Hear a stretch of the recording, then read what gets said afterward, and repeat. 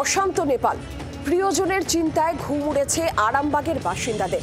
গোঘাটের একাধিক পরিবারের সদস্যরা প্রতিবেশী রাষ্ট্রে কাজ করেন, কিন্তু এখন বিক্ষোভের আগুনে পুড়ছে নেপাল।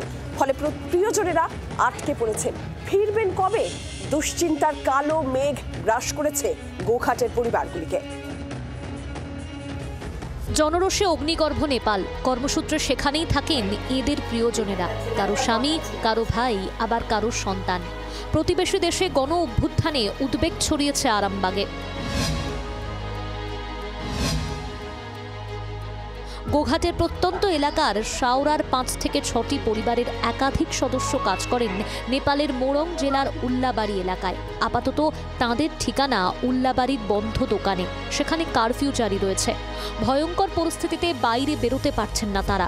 মজুদ খাবার শেষ, পানীয় জল নেই। কবে বাড়ি ফিরতে পারবেন তা জানেন না। এই মুহূর্তে আমরা দাঁড়িয়ে আছি হুগলির গোঘাটে, প্রত্যন্ত গ্রাম শাওরা গ্রাম। সেই শাওরা গ্রামে প্রভাস কারকের বাড়িতে এই প্রতিবেশী বা 3 থেকে 4টি পরিবারের সদস্যরা নেপালের উল্লাবাড়ি এলাকায় থাকেন। প্রিয়জনের কথা ভেবে উৎকণ্ঠায় দিন কাটছে গোঘাটের এই এলাকার বাসিন্দাদের। ভুলেছেন নাওয়া খাওয়া।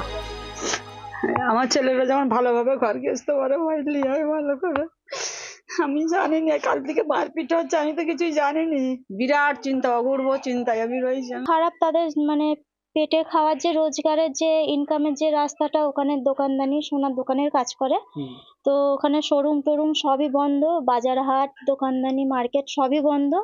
রাস্তায় রাস্তায় বিশালী বিক্ষোভ হচ্ছে।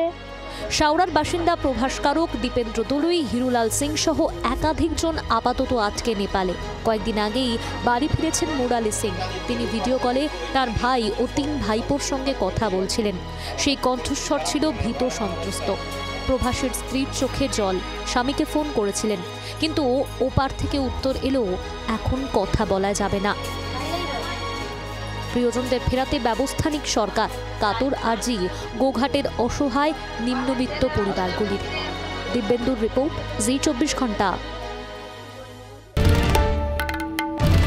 বাংলার আওয়াজ, বাঙালির আবেগ, জি24 ঘন্টা।